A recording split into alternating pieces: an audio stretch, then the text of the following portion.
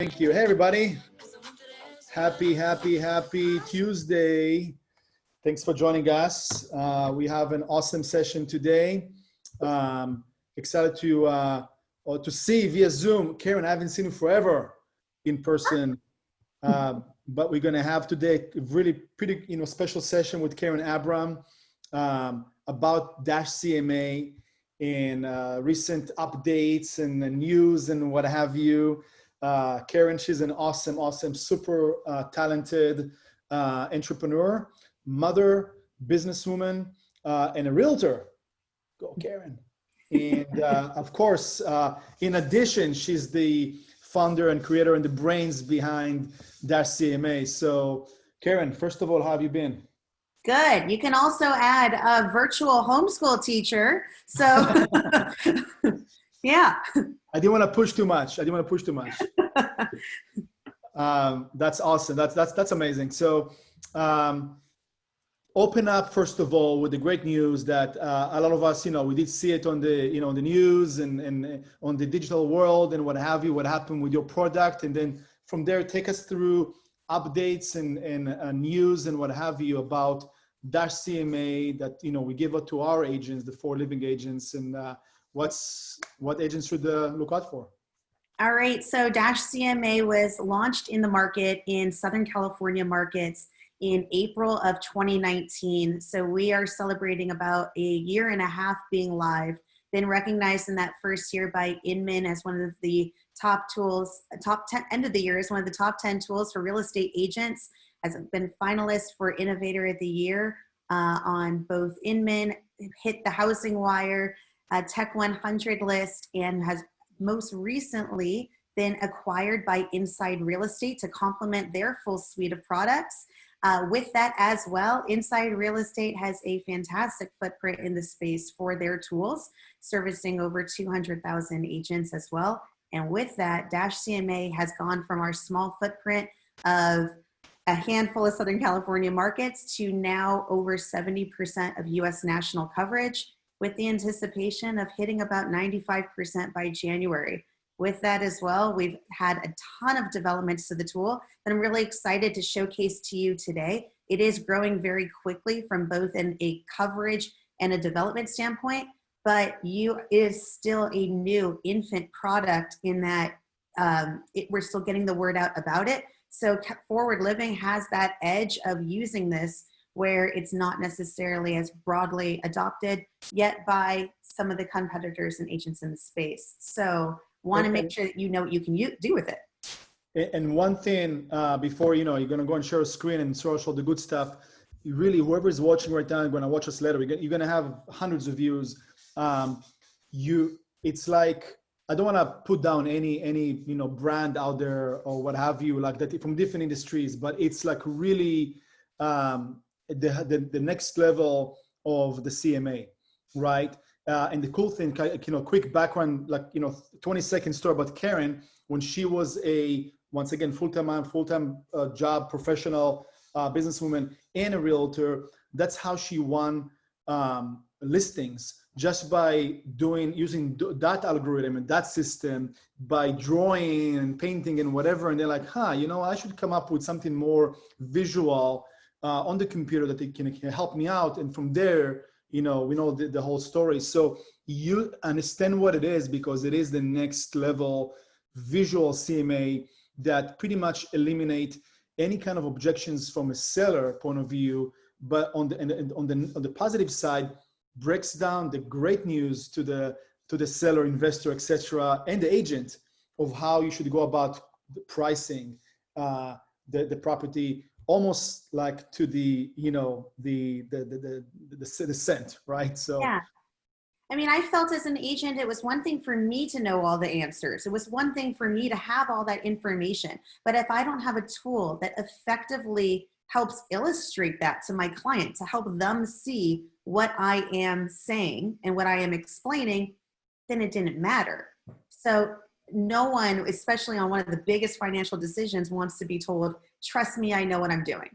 They want to see that you know what you're doing. And especially as a newer agent, when you don't have that track record of testimonials of a ton of recent sales, How else do you then show that? You need to visually show that you know the market, that you know all of the different levers at play in a negotiation for the property, and that you can look at it from multiple angles. And that's what I wanted to build, and that's what we did build. And the enhancements today that I'm going to run through really help elevate that story to help show that, look, when you work with me, I'm a professional. I give you everything you need to help you make a confident decision. So when your neighbor down the street thinks that you should have sold for more, or your Aunt Linda thinks that you should have priced for more, or another agent, then you can feel confident in your price because I'm showing you all the angles. So really excited to show those developments. All yours, Karen. All right, so let's show the developments. Let's do it. So I'm going to share my screen. Okay, make this a little bit larger here. So this is dashCMA. When you log into dashCMA, under your settings tab, you will see your information here. You can update that, update a photo of yourself. Your logos have been loaded for you, but you can add a company logo, a team logo. You can choose the color of your reports. I'm going to keep this navy blue here. You can also add additional pages to your report, and we have uploaded some of those for you as well for forward living. You can add whether to exclude or include in your report. Once you have your settings updated, click Save. You're prompted with this profile update message letting you know it was completed. Now, you are ready to start a report. So you start by entering the address of the property that you are looking to price, whether it's for a buyer who's looking to write an offer, especially now in a very competitive market where overbidding is always an uncomfortable behavior. You can help them see where that top value is, or for a seller who's looking to better understand what top dollar value for their home is. I'm going to use an address that I know allows me to showcase all features. As I type that in, the tool is going to try to guess it. There it is. Now I click Next. This is new, so I'm going to take a moment to walk through this a bit. So on this page here, you want to show your client, and we're going to use the assumption that your client might be doing this with you. So you can explain to them, there's a ton of properties in the area, but pricing starts with looking for comparables, similar properties. So we're going to look at properties that are single family, closed within the last 6 months, 3-bed, and this size. You can expand any of these ranges and make adjustments so that we know that this value of this property is 1,763 square feet. Based on that, that's the range we suggested, but go ahead and drag these to adjust as you need. And as you do it, this will update. Now what this is going to do is it's going to show solid markers to indicate the active, pending, closed properties that match. But notice there's also properties that are grayed out. That means there are properties in the area, like this pending right here, that was not a match. I click on it and I can see it was not a match because its bed count was higher. Rather than adjust my search to pull in all 4 bedrooms, I can manually add that here by clicking Add to Comps, in which case this property is now solid and this total updates. From here, I can click Build CMA. Those 44 total results are now going to be brought over to our dashboard. So I see those here. I'm reminded that this is the property we are pricing. The report is valid for today. This is a quick definition of what a comparable market analysis is, and these were how many it found. I'm also reminded that to be a comparable property, at a minimum, properties must match this criteria. I can always click Edit Search Criteria to go back and change that. With the header covered, I'm going to now scroll down to this section right here. So this is our big picture. The big picture scale gets you started with some information preloaded for you. For example, on top of the scale, we will highlight the most recent activity, the most recent closed, active, pending, denoted by their P, A, C, red, green, orange coloring. Below the scale, we're also going to give you some preloaded information, some of the trends and some of the public estimates. This way, at a glance, you can see a picture right from here, but you can also build out this picture to whatever it is that you're trying to look at. And you can do that from these 5 categories. The first being review results. When you click review results, I'm gonna let it load here. You can see all 44 broken down in their active, pending, and sold comparables. You can click on any of them right from here, browse the photos, make it larger if you'd like, see that description, those pertinent details, and then you can decide how you feel about the property. Now, on paper, all 44 of these properties are a match, meaning all of these properties match the criteria we selected. Within that distance, within the bed count, the square footage range, year built, what have you. However, as I'm sure you know, not all 44 are great comparables. After looking at the pictures, you might decide that this is a horrible fit. If that's the case, delete it. When you delete it, the property will be removed from the report, from all calculations, but more importantly, the property will stay here and go gray so that you can see that it is a property that you took out and you have the ability to bring back if you would like to by clicking undo. Let's say the opposite side of that. Let's say you love the property. Let's say it stands out the other way in that it's perfect, that they have a kitchen that is just as updated as your subject property, or that your client is adamant that they should get more because they sit on a cul-de-sac and this property sits on a cul-de-sac as well. And you want to make sure that it doesn't get lost in the 44 results. Now, rather than delete all other properties just so that this one pops out, you don't need to do that. If you want this property to pop out of your report, simply feature it. So for every property, you have the choice. Take it out completely, leave it in by just liking it, or have it stand out with that feature. When you feature it, it stands out right here on the scale. There it is, that property on CalPER. Trends.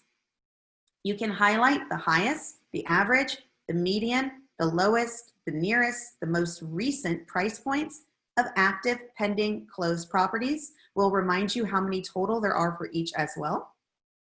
And as you make those selections, they start to populate here so that we're starting to build this really full picture. Now, one of my favorite questions that would come up in conversation is features. The clients say, I have a pool, others in this area don't, or I have 2 levels, or I have an extra bathroom, or my personal favorite, I have a view. How much more do I get for having a view versus the others in the area that do not? And now you find yourself in the position of needing to appraise a view. Click features, and now we will highlight for you on market. There are 10 properties that have a view. There are 9 on market that don't. Click yes, click no. Now you can see that the properties on average that are comparables with a view are averaging 796,000 versus the ones without a view are 765,000. You can also click on these. So when you click with a view, we'll show you those 10 results right here so that you can see those properties specifically and not necessarily have to weed through all 44. Also, this nearest closed comparable, click on it. We'll highlight the one it is. We'll go right to it so that you don't need to find it. Estimates. Your client's going to bring up Zillow. I will almost bet money on it every single time. They might bring up ePraisal.com. They might mention that they went to Redfin or Realtor or any other public site. For that matter, they might also mention that their neighbor thinks that you should sell for this, or another agent or a family member. My personal favorite is my Aunt Linda says that I would be a fool to sell for anything less than $950,000. And everyone has an Aunt Linda. So Aunt Linda can be part of that conversation. Enter it here. For that matter, enter Uncle Bob, enter the other agent, as many as you would like. From there, you can show that it is part of the conversation. That way, when they said, I checked Zillow, great, so did I. I also looked at Zillow with 20 other perspectives around me. And I know your Aunt Linda's opinion is very important to you, so I included it in part of our conversation. That way, you're giving a respectful nod to both, and showing that it isn't the end all be all, rather it's part of the overall conversation. For that matter, what about the home down the street? What about your client says, you know, the home down the street is asking for $1 million. My home is much more updated than theirs. Why can't we? Or what about the buyer who says, this is one of the highest priced ones I've seen. I've seen a ton of 3 beds in this area going for much less. That's where outliers come into play. Click outliers. We will highlight properties in the area that are either too large or too small to be considered true comparables. This way, at a glance, you can see that there are properties in the area that are much larger. Same bed count in the neighborhood, but they're 25 to 50% larger, or 75 to 100% larger. If it's dark like this, that means there are properties. If it's grayed out, that means there's nothing to compare. That's also something you would like to know. Wouldn't you like to know that you're pricing a property and there's nothing on the market that for the same bed count in the neighborhood larger?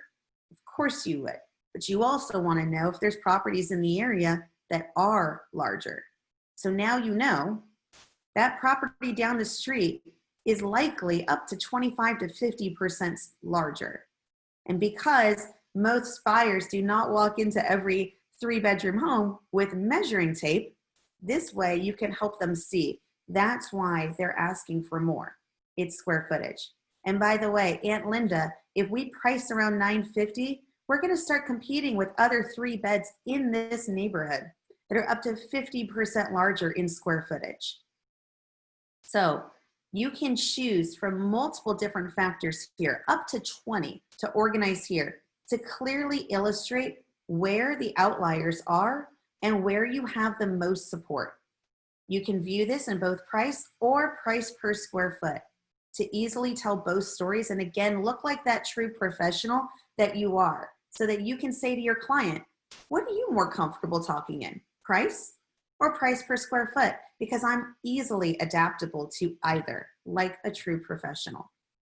So I'm sure you're saying at this point, all right, I see it. I see those outliers and I see the range of support.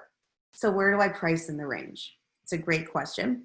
We do not necessarily give you that value. Rather, we equip you with all the tools you need to set the value. So to help you determine just how aggressive or conservative to price, second part of a 2-part tool. Scroll down to the market assessment. All of these boxes will give you information about the market for this property at a glance. Clicking into any of them will reveal a deeper insight. I'm going to call out a couple of these. Pricing favorability. Supply and demand here shows that they are even. When you click on it, you can now show month over month how it's changed. Notice that when I clicked August, I'm able to see that demand was heavy and supply was lighter. But that now I'm in October, how that's changed. This is down to the specific property you are pricing. So when your market and your industry report tells your client consistently that Los Angeles is a seller's market, and it has been, and it will be until Los Angeles moves away from the ocean. This way you can tell your client, your home with its bed count, its size, its positioning in this neighborhood has its own ecosystem of a supply and demand. And I'm not trying to sell all of Los Angeles, so I'm not going to talk to you about all of Los Angeles. I'm going to talk to you about your specific home because that's what we're trying to sell today. And this way you can show them the trends for their home. Competition, simply put, there are 2 actives in the neighborhood. Click on it. At a glance, we will show you where they are in relation to the subject property. But at a glance, this coloring will indicate just how fresh or stale it is. So if you're trying to explain to your client that you may not want to go too aggressive on pricing because it's a very fresh market, now you have a visual to help support what you are saying so that they can see it themselves. You can click on these. It is fully interactive. So if you're not too familiar with that new property, especially because it's only been added in the last 2 weeks and you may not be familiar, click more info and dive deeper right from here with no need to scroll around or to flip through pages. Couple more of my favorites are active shelf life. This shows that on average right now, properties are sitting on the market 46 days. Click on it and you can see how that's changed month over month. Here's why I love this. Your client says, this is a fantastic price. I love your strategy. I love everything you want to do for my home. Seems like at this price in your plan, we should be off the market first weekend. And you want to set their expectation. This way you can say, well, right now, there are a total of 19 properties on market, meaning active, pending, they haven't closed yet. They're averaging 46 days. Now, you're level setting, so you're answering their question. But the problem is, when you tell them a number, they're going to mark their calendar. So if you told them in September that the properties were averaging 21 days on market, they're going to take that number, they're going to mark their calendar, and on day 22, they're going to call you. And they're going to say, what happened? You told me that that should take an average of 21 days, and here we are, day 22, no offers in hand. What's happening? Or are you not working hard enough to sell my property? This way, you have a way to illustrate to them that the market changes every day. If anything, COVID is absolutely helping to highlight just how dramatically the market can change from day to day. And you can validate their memory to say, you are absolutely right. In September, the average was 21 days. That was based on 15 on-market properties. We're now in October, and there are now 19 on-market properties averaging 46 days on market. So, with all this information gathered, I now come back to my scale and I confidently enter my price, either as a price or a range. So if I enter, for example, 760, my price, my name, my face, that picture that I loaded under settings will appear right here on the scale with everything I need around me to confidently support and defend all the experience, all the perspectives that I had for why this is that right price. Also, if they say, 760 sounds great, but the agent I met with before you thought that, my Aunt Linda might have been too conservative. They thought that I should price close, that I could get close to 1 million. They mentioned that nothing is sitting on the market right now and that I should really go for it and that they do a ton of activity in this area. What do you think about that? So this way you say, well, why don't we take a look at what that looks like? And you can enter 1 million and you can show them, help them see, is that realistic? Is that a stretch? So you can help them see, at 1 million, we're going to be at about 40,000 over the highest closed comparable. Did the other agent mention that? In which case they might say, yes, they did bring that up, but we did more to our property. Great. Did that other agent mention that there are properties on the market right now up to 50% larger in your neighborhood? Same bed count, going for about 951,000. That the nearest close comparable was at 930. What about a view? Your property doesn't have a view, and that is adding value to properties in this area right now. Chances are they might say, I didn't look at it in that one view to see what might be a stretch to what is plausible. In which case you can say as that agent, as a client, you're going to encounter so many different opinions on where your neighbors, your family, your friends, other agents, public sites think you should price your property. But you're the decision maker and yours is the opinion that matters. And then you can say to your client, has anyone offered to build this with you so that you can see all the perspectives that go into this? Because I would be happy to. And then you can build it with them the same way that I just built it with you. So on that note, how do you share it? How do you send it? How do you save it?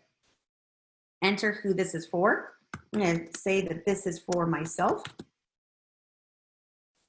Now, at this point, once you've saved it to a client, you can create a PDF. You can simply save it for later. You can share an interactive link with your client. When you share an interactive link with your client, they see a very similar format. Rather, the only thing they cannot do is access the MLS. They cannot change their comparables. But when they play around with the site, we record all of those engagements and we share that with you the moment they close the report. That way, you have a script. If you know that they looked at pricing favorability, you can pick up the phone and say, hey, I wanted to check in, see what your thoughts are on the report. By the way, did pricing favorability stand out to you at all? Would love your thoughts on the supply and demand. And you know where to pick up the conversation, where to get on the same page. I'm going to show you an example of those PDFs, but I'm going to show it to you from the past report section. Under past reports, we'll show you all the reports that we have previously created here. You can see all of them organized right from here. This way you can see that you can compare a property that you built a month ago versus an hour ago. From here, you can open up that PDF. Our PDFs are on average 10 to 20 pages. This one is 17.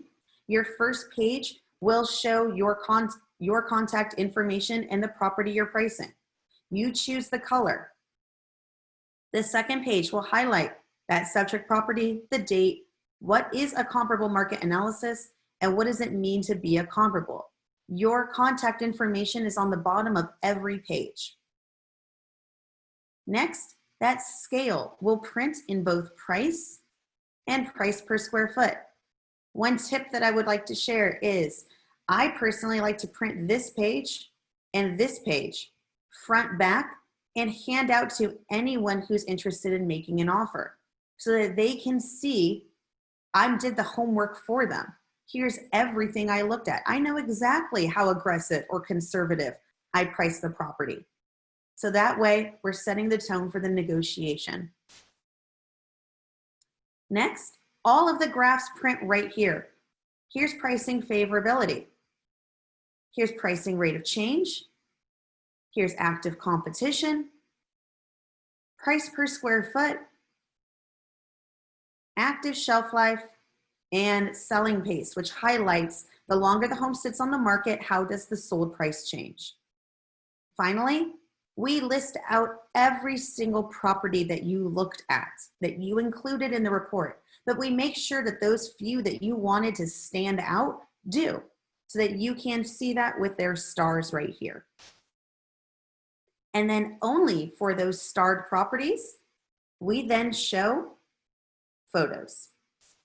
So we will show the first 9 photos for each one of those starred properties right from here. If you attached additional pages to your report, they will print after your presentation. And the last thing I want to point out, or a couple last things, is back to the report itself. I can rebuild it. So when you rebuild a report, I'm going to take one that I built a while ago so I can show you what will happen. This report that I built 2 weeks ago, if I click rebuild, dashCMA has full memory.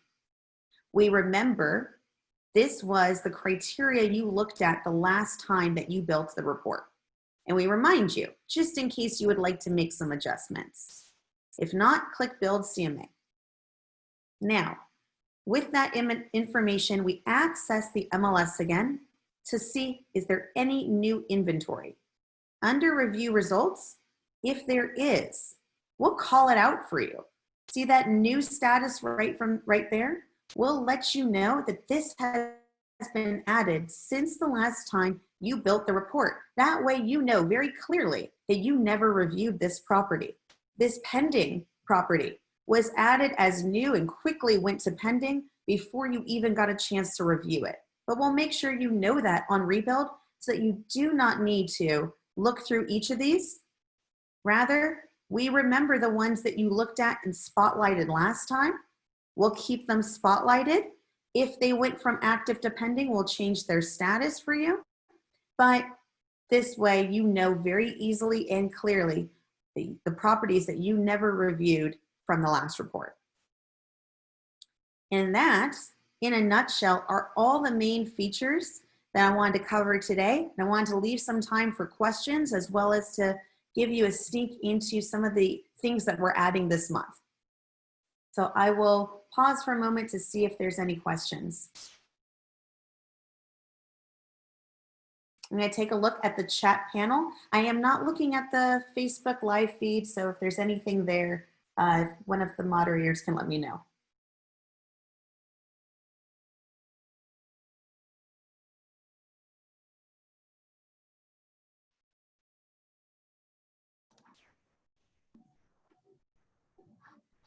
Hey, Karen, great information so far, for sure. Thank you so much. I'm just checking on here to see if we have any questions at all.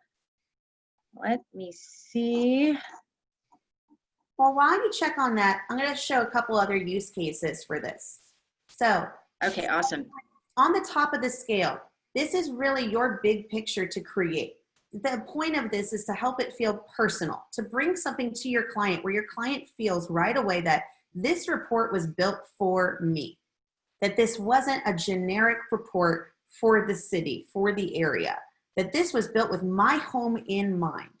That way, you can showcase that you can cherry pick those properties that are very similar in condition or location.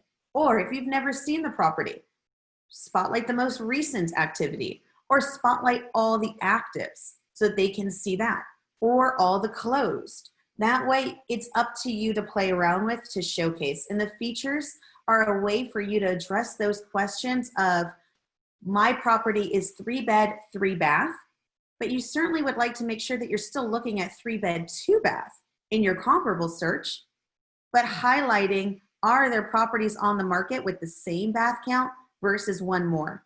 And this count here helps you see just how many are included, so you can start to get the sense of what is that norm. In this case here on levels, I can see that there are 17 actives that are all single level. There's only one that's 2 level. So I can see those averages, but I also know the count on which it is based. Same for pool. There are 6 that have a pool, 12 that don't. I can click and see that difference. And again, you can click into each of these to see those properties. That way, right away, if you're looking at a property that says they have a pool, but maybe it's not quite what you would consider a pool or a view, that would probably be a better example. They say they have a view, but it's not quite really a view.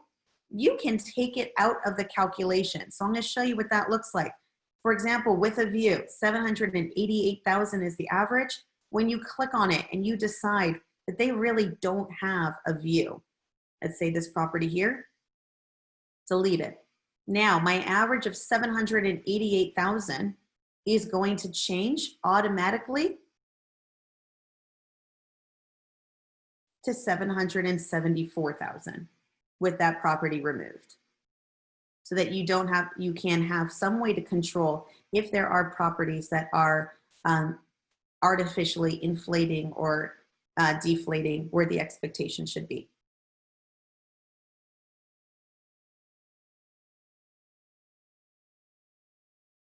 And I'll pause, Stephanie, were there any questions? I want to make sure that I address any of the concerns or questions that everyone had. Yeah, one question that we had on there was, where did you add at Aunt Linda? All right, so Aunt Linda is estimates.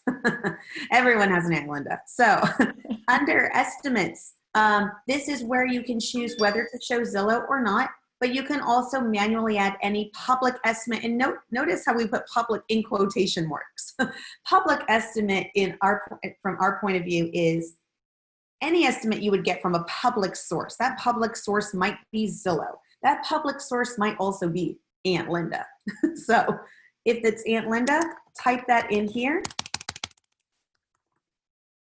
That way, when Aunt Linda says that you would be a fool to sell for less than $950, add it in. Meanwhile, you can also help have a conversation over if you are in a listing conversation and the husband and wife have very differing opinions on where you should price. You can say, well, why don't we look at both while we also look at few other perspectives. And you can add both of them right from here. So maybe instead of Aunt Linda, you can say, let's look at husband. You can put his value in here, 800,000. And then you can say, let's look at the wife, and let's look at, she's thinking that that's too aggressive, that we should be closer to 700,000. Add both of them into that conversation so that they can see where theirs are, and they can see how that compares to all the other factors that you're building in.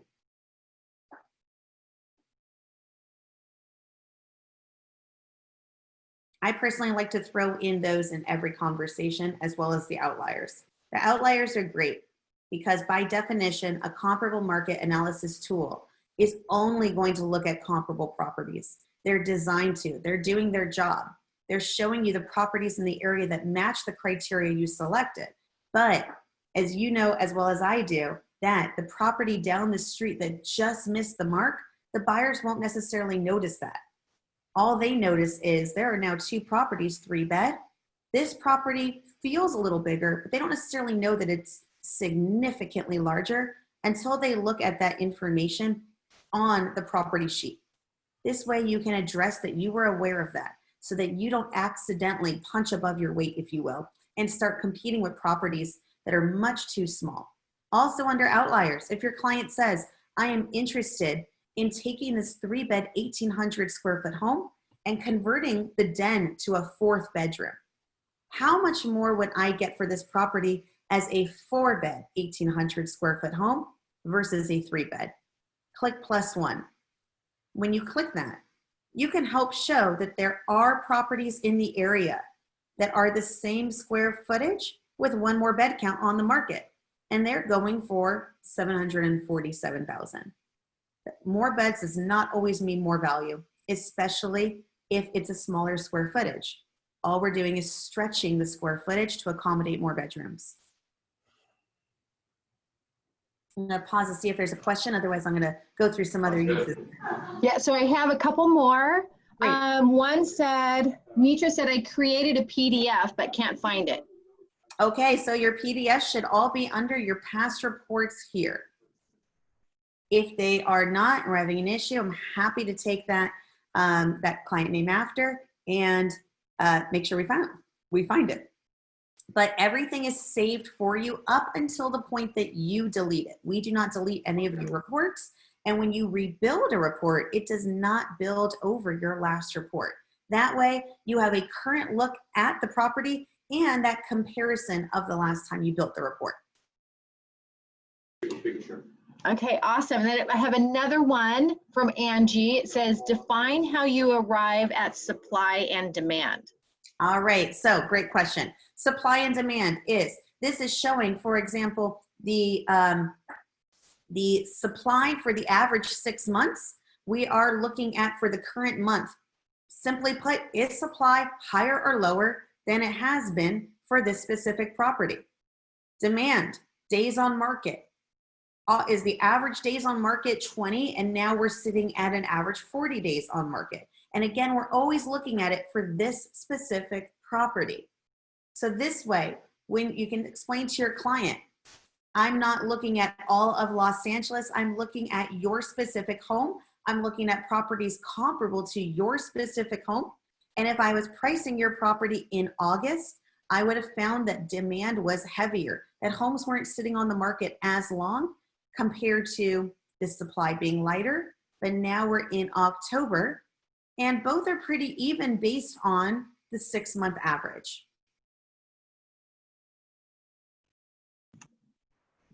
Okay, awesome. I mean, you just have such an amazing tool, Karen. I'm just like beyond impressed. This is so great. I don't see any other questions on here at the moment. So I will go through also then, what are some things coming this month? So especially if you've been using dashCMA for a while, I hope that you've noticed some of the changes that we've been making and seeing, especially in that search. So one thing on that search that we're rolling out this month as well is you can see in the search, we've made it, wanted to make it possible to be aware of all the properties in the area so that when your client says, what about the home on the market up the street? It's not a comparable, but you want to know why. And it's not a comparable because it's a 4-bed and you're looking at 3 beds and have that choice rather to manually add it from here. But what if you have your own MLS IDs? What if you already know what you want the tool to use? You will be able to manually input those this month. And I know there's a lot that are very excited about that. So that's coming. Also, I can go back to report from here. Under features, you're gonna see this section really blown out. So we're adding quite a few more features under here so that you can easily compare new builds. You can easily compare, for example, developments that are 55 plus or green features or garage counts that you can help show that in one view. Speaking of view, rather than just showing view, if you want to show waterfront, you can as well. So that is all happening this month as well as some updates to how we're showing this information in here for shelf life. Yes, it is helpful to see, for example, that the average is 48 days on market, but we want to help you really get a sense of that range, not just the single number. So this visual will be updated to help you better tell that story of what that range is and where are the extremes. For example, is the extreme that there's one comparable that sold in 2 days versus one comparable that took 150 days. This will be updated to tell that story because again, what we feel is our job is to give you tools to help you tell your story and help you explain all the information that you have in a way that your client, the decision maker, can feel comfortable to go with your guidance. And those are the updates being made this month. I'll pause for a moment, see, Stephanie, if there's any other questions that come in. Okay, let me see if we have more questions. And then also I do want to address there are a couple questions at how to get their account. Some of our newer agents are on the training. Right. And so please reference your welcome email that you got from Kim at the office, so that there's an attachment there that shows how to get your dashCMA account. So please search back for your welcome email and it will be in there for you. Yes. And also if we have a fantastic support team. I'm very impressed with the Inside Real Estate team and how quick they are with answering and troubleshooting questions that come up. This little icon here, pop that open and you can start that conversation right from here. We also have frequently asked questions that are stored in here as well. So if you just wanted to search for that article database, you can, but you can also type that question as you have it here and it is promptly addressed.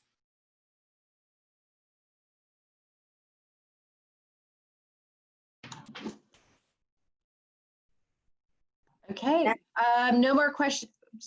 No more questions other than Angie just said, hey, I love this. Thanks, Angie. I'll take that. Yeah, absolutely. It's super user-friendly and just a great tool for everybody to utilize. Yeah, and I would say if you're just starting out, showcase those outliers. Showcase those features, build this out, and then if you don't quite get that listing, it's okay, or if you don't get it on that day, rather save this. Go under your past reports, rebuild it, show them what it looked like a week ago versus today. They have decided, the fact that they met with you to begin with tells you that they have committed to the idea of selling, of listing. They're just not sure whether it's the right time, whether you're the right person on that, this is the right value. That way you can show them side-by-side reports. So you can show them, send them the one you built a month ago. And also when you send them these reports, you can download it, or if you notice, These are links. So you can also just send the link of the report. Here we go. You can copy this and send this to them so that it's not such a heavy email. But I would suggest that you always send an interactive link of your report.